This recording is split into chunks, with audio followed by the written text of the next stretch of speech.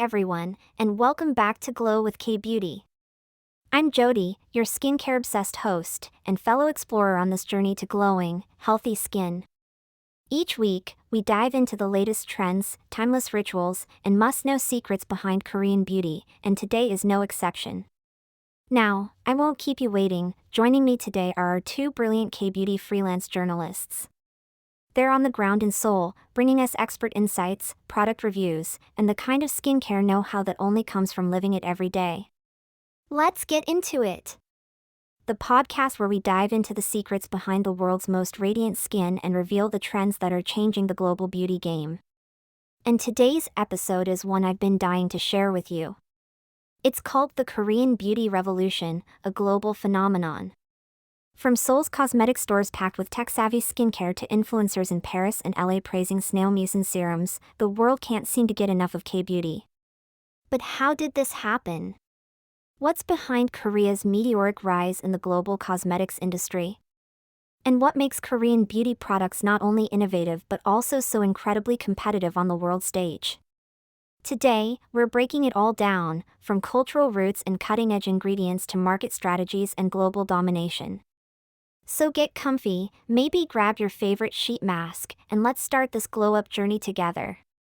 To truly understand the rise of Korean beauty, we need to start with its roots, because the obsession with skin in Korea isn't new. Long before BB creams and cushion compacts, traditional Korean skincare revolved around natural ingredients like ginseng, green tea, rice water, and camellia oil. These weren't just used for vanity, they were part of daily rituals and were deeply embedded in the philosophies of balance, harmony, and health. In the Joseon dynasty, clear and luminous skin was a symbol of virtue, purity, and refinement. Fast forward to modern times, and you'll see that same cultural value reflected in today's 10-step skincare routines. Beauty is health. Skincare is self-respect. But this cultural heritage didn't just stay in the past, it evolved. Let's rewind to the early 2000s. While Western brands were focusing on contouring, heavy foundations, and quick fixes, Korea was busy redefining skincare as a lifestyle. The launch of BB Cream, a hybrid of makeup and skincare, was a game-changer. It wasn't just a product. It was a new category. Then came the rise of Korean dramas and K-pop. Global viewers watching Descendants of the Sun or Crash Landing on You weren't just swooning over the storylines, they were wondering, what is her skin routine? Suddenly, K-beauty wasn't just a trend. It was a movement. By 2015, Korean beauty exports had exploded, reaching billions of dollars. And we're not talking about just one or two popular items. We're talking about an entire ecosystem: toners, essences, ampoules, sheet masks, and even sleeping packs. It wasn't just about selling a cream. It was about selling an experience. So what gives Korean cosmetics that competitive edge? Let's break it down. 1. Innovation at lightning speed. The Korean beauty industry works at a pace Western brands can't keep up with. While it takes many Western companies 12 to 24 months to launch a product, Korean brands can turn around a product in as little as 6 months. Why? Smaller R&D teams, quicker consumer testing, and agile marketing strategies. 2. Skin-first philosophy. K-beauty doesn't view makeup as a mask, it views skincare as the canvas. Korean consumers prioritize skin health over covering flaws. This leads to lightweight, skin-nurturing products that enhance, rather than conceal. 3. Gentle yet effective ingredients. Centella asiatica, snail mucin, fermented ingredients, propolis, mugwort, these aren't just buzzwords. These are carefully studied, often rooted in traditional medicine, and formulated with low irritation, high-performance benefits. 4. Packaging and aesthetics. Let's be real. K-beauty knows how to make you want to buy. Whether it's a playful panda-shaped eye cream or a sleek minimalist toner bottle, the visual appeal is undeniable. The packaging isn't just cute, it's Instagrammable, shareable, and makes the consumer feel like skincare is fun, not a chore. 5. Affordability. High quality, scientifically formulated skincare at a fraction of Western luxury brand prices? That's a game changer. Korean beauty democratized good skincare and made it accessible to students, working moms, and skincare nerds alike. It's not just about the product. It's about the how. Korean brands are masters at localizing while staying authentic. For example, when Laneige entered the US market, they didn't try to westernize their branding entirely. Instead, they highlighted Korean beauty values, hydration, skin radiance, and gentle ingredients, while adapting to American consumers' shopping habits. Brands like Innisfree, Etude House, and Dr. Jart Plus tapped into online influencers early. YouTube creators, beauty bloggers, and now TikTokers have become global ambassadors of Korean skincare. And here's where it gets interesting. Many K-beauty startups began bypassing traditional retail routes. Instead, they used global e-commerce platforms, Amazon, and direct-to-consumer shipping to build loyal customer bases in regions like Southeast Asia, the Middle East, Europe, and the Americas. Behind that dewy finish is some serious science. Korea invests heavily in skincare research and development. The government supports innovation hubs and provides grants for biotech, dermatology, and cosmetics science. Major conglomerates like Amore Pacific and LG Household and Healthcare operate research labs rivaling pharmaceutical firms. These labs collaborate with universities, dermatologists, and even AI developers to create skin diagnostics, microbiome-friendly products, and custom routines based on data. Smart mirrors that assess your skin? Serums tailored to your DNA? Yeah, that's already happening in Seoul. K-beauty doesn't just follow trends, it builds the technology that creates them. Here's the bigger picture. K-beauty isn't just a market success. It's a diplomatic tool. Just like K-pop and Korean dramas, Korean cosmetics have become an instrument of soft power. They influence perceptions of Korea as a modern, innovative, culturally rich nation. Countries that once associated Korean products with cheap now see them as gold standards of innovation. In France, K-beauty has inspired J-beauty to re-emerge. In the US, major retailers like Sephora, Ulta, and Target now dedicate entire shelves to Korean brands.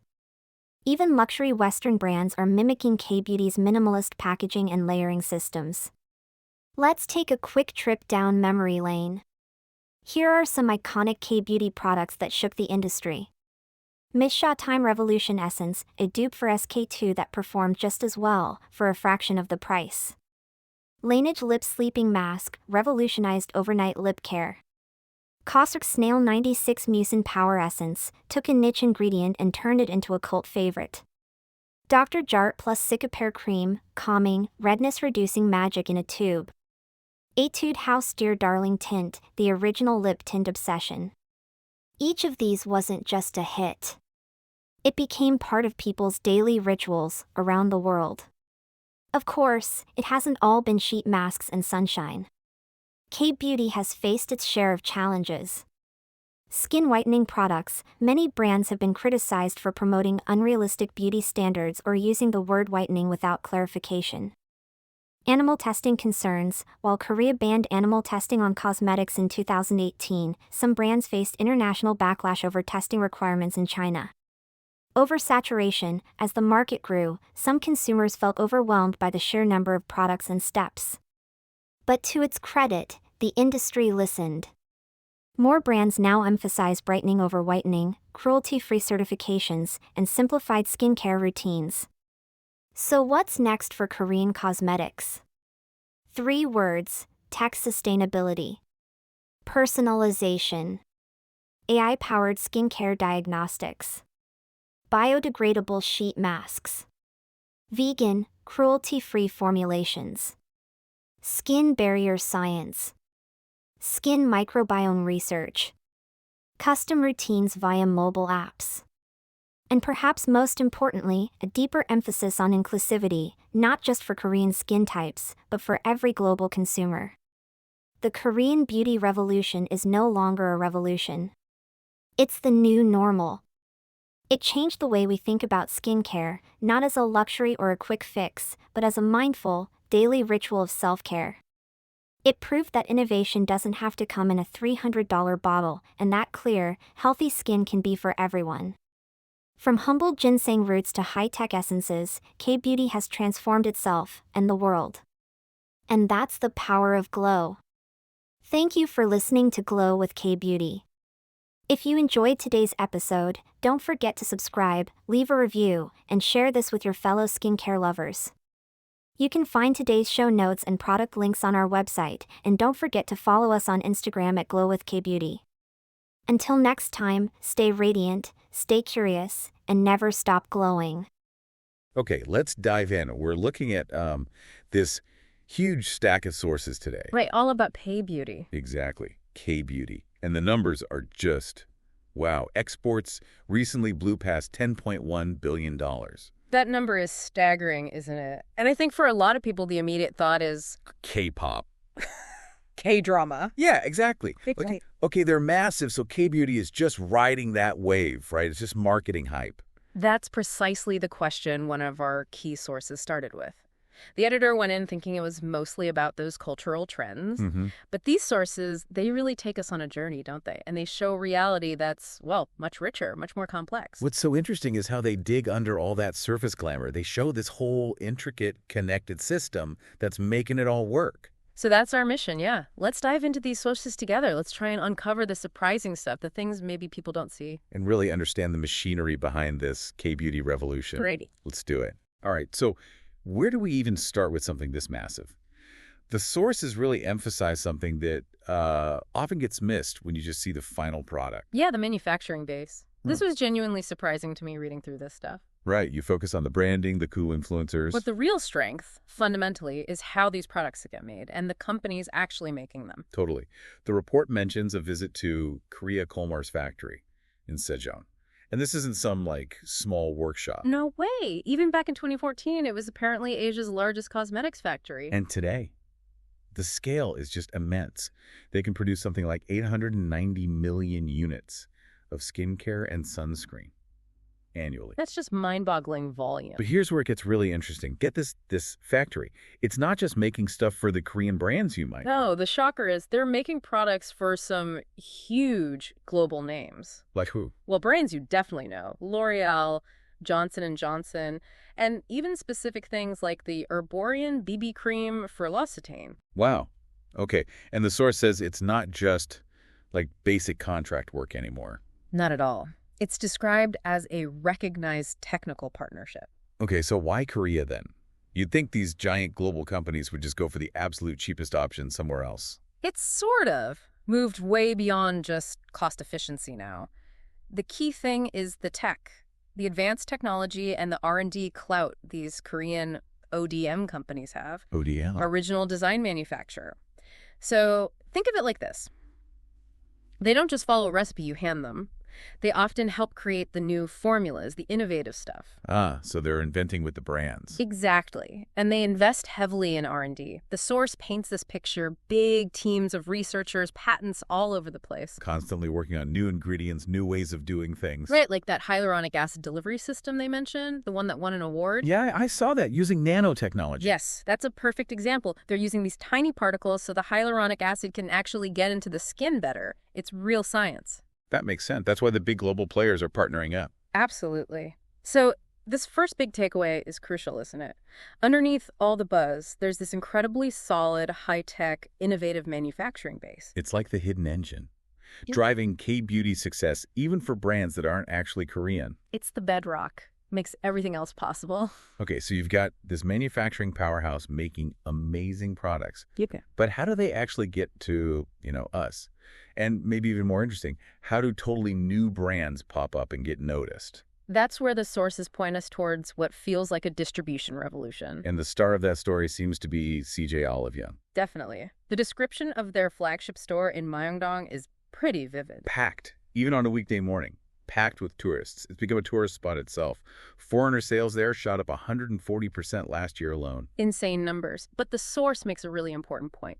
It's much more than just a busy shop. How so? Oliveyoung acts as this incredibly powerful incubator, especially for small, independent beauty brands, the little guys. And the growth stats are wild. The source says back in 2013, only 2 Korean beauty brands were doing over 10 billion won in annual sales. Okay. Fast forward to 2023, over 100 brands hitting that mark. Wow, that's explosive growth. And many of the indie brands that are huge now doing over 100 billion won a year. Like Roman, Torden, Tir, Tambourines.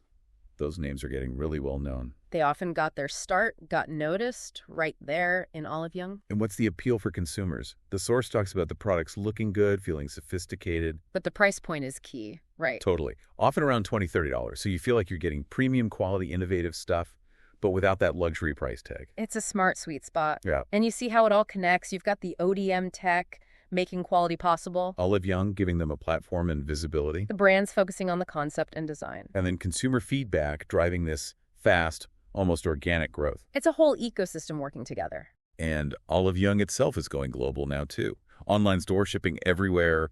Plans for actual stores in Southeast Asia, the U.S. Yeah, it's really shifted from just being a drugstore chain to being this vital engine for discovering new brands and getting them into the market. Okay, so we have the manufacturing foundation. We have this distribution powerhouse incubating brands. Let's zoom in on those indie brands themselves. Yeah. What makes them tick? How are they so quick? Well, the source gives us these interesting glimpses inside places like Romand and Tambourines. What's it like? Small teams, often really young staff who are basically the target customer themselves. So they just get it. They know what people want. Exactly. Like Roman's philosophy, minimal perfection, using only what's needed, really listening to feedback. It feels authentic. But the thing that really jumped out at me was the speed. The source mentions a product development cycle. Get this, 3 to 4 months. Wait, seriously, from idea to shelf in 3-4 months? That's what it says. Compared to like a year or two for the big global players. Okay, how is that even possible? It's that ecosystem again. They work super closely with those ODM manufacturers we talk about. Right, the ones with the tech and the R&D. So they can do rapid prototyping. Plus, the source mentions Korea's regulatory review for cosmetics is apparently very fast. That helps cut down delays. Removes a major bottleneck. Makes sense. And then you have brands like Tambourines taking a slightly different angle, focusing on unique scents, cool packaging. Nature-inspired stuff, right. And they've had success overseas, too. Yeah, pop-up stores in Paris, New York. Right. And the source noted their eco-friendly packaging refill options that really clicked with environmentally conscious shoppers, especially in Europe. Interesting. And there's this culture mentioned, too, right? This willingness to just try things. Yes, not being afraid to fail. Launch quickly, see what sticks based on actual customer reaction. And if it doesn't work, pull it, tweak it, improve it. Fast. That constant churn keeps the whole market feeling fresh and exciting for consumers. That agility is a huge advantage in beauty, which moves so fast anyway. Now, shifting gears a bit, the sources highlight a really important strategic move for the industry.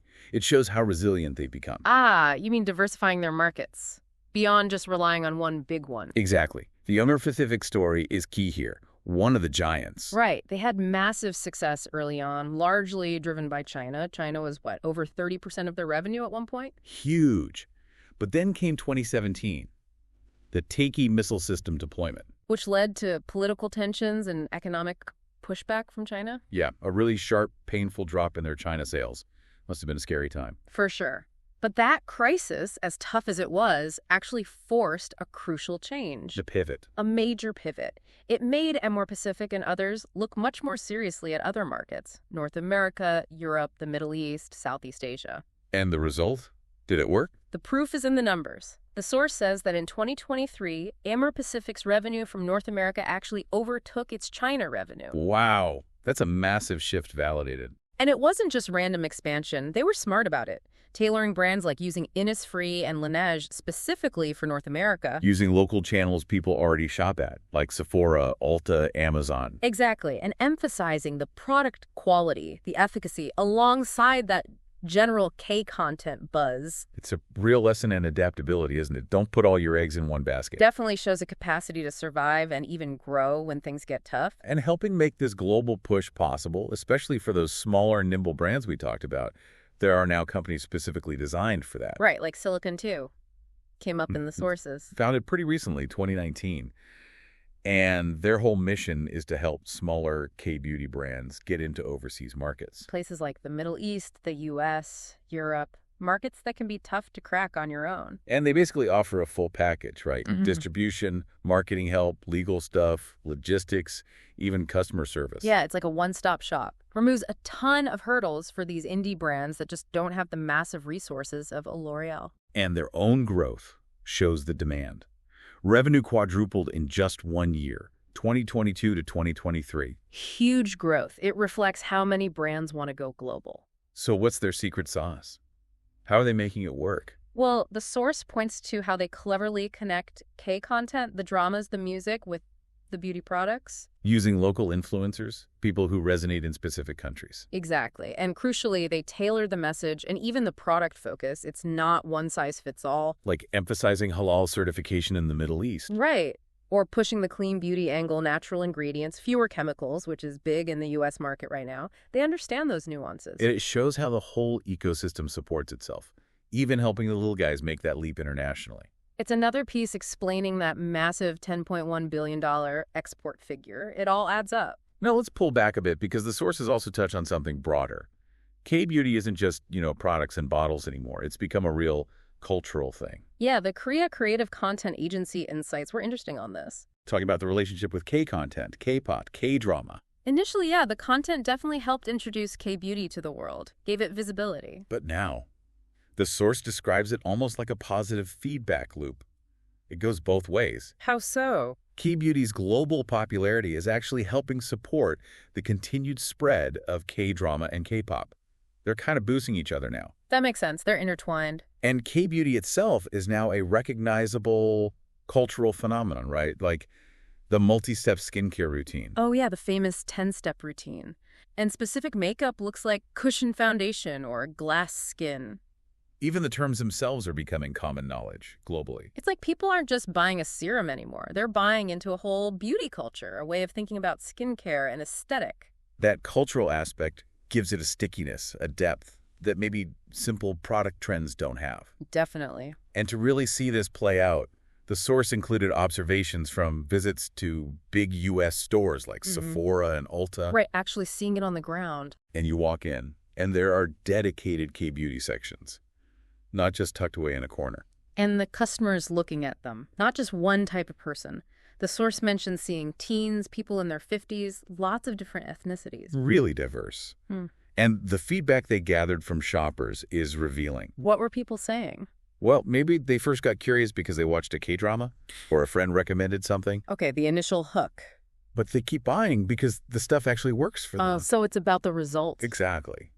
People mentioned efficacy, specific things like sunscreens that work well without leaving that white cast. Always a plus. How much detailed info they get about ingredients, the feeling of high quality for the price. And the innovative tech, like that hyaluronic acid delivery we talked about earlier. Yeah, that comes up again. Plus, interest from millennials in Korean clean beauty options. And importantly, sales kept growing even after the pandemic peak. Apparently so, which suggests it wasn't just a lockdown fad.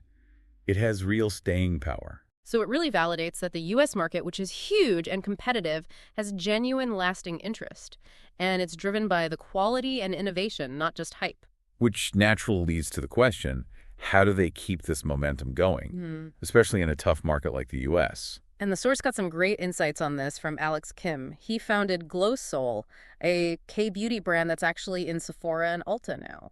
So he knows the U.S. market well. What does he see as key? He pointed to three main things for sustained success there. Okay, what are they? First, technology. He's adamant that Korean R&D is absolutely world-class, developing new ingredients, better ways to deliver them. He calls it a core competitive edge. Makes sense based on what we've seen. What's second? The consumer focus. That agility we discussed, how quickly Korean brands can listen to feedback, adapt, change things up. He sees that speed as vital in the fast-moving U.S. beauty scene. Being able to react quickly. And third? Culture. But interestingly, while K-pop might have opened the door, he thinks K-beauty is now its own cultural force. It's creating new beauty habits, leading trends globally. So it's not just following, it's leading. That's his view. His vision is that K-beauty will become basically synonymous with innovation and quality everywhere, the standard that even big U.S. companies look to. That's a bold vision. It is. And apparently, observing customers in his Glow Soul store backs this up a bit. People aren't just grabbing things because they're Korean. They're looking closer. Yeah, they're checking ingredients, asking about efficacy. The quality and the science seem to be what's really driving the purchase. Which suggests it's more than skin deep, so to speak. It's got substance. Exactly. It suggests a more lasting impact. So let's try and pull this all together.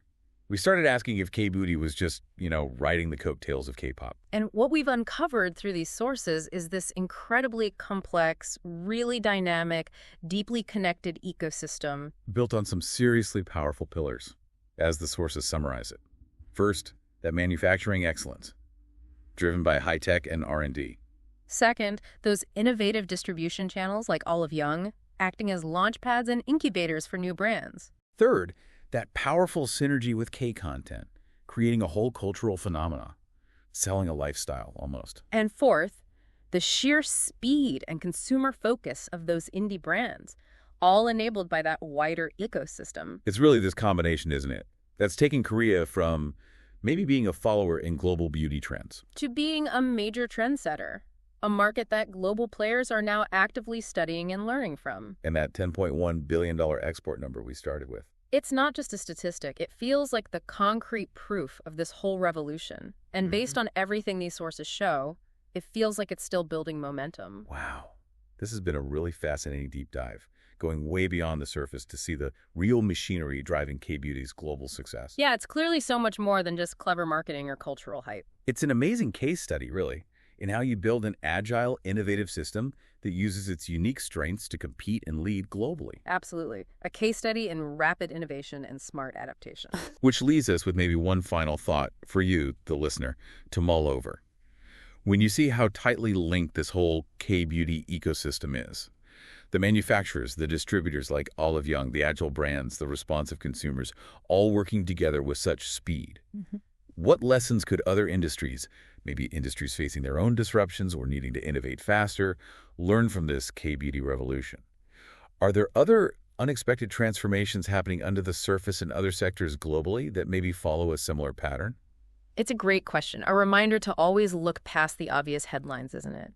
Trying to understand the deeper structures that are really driving change. Definitely something to think about as you head out.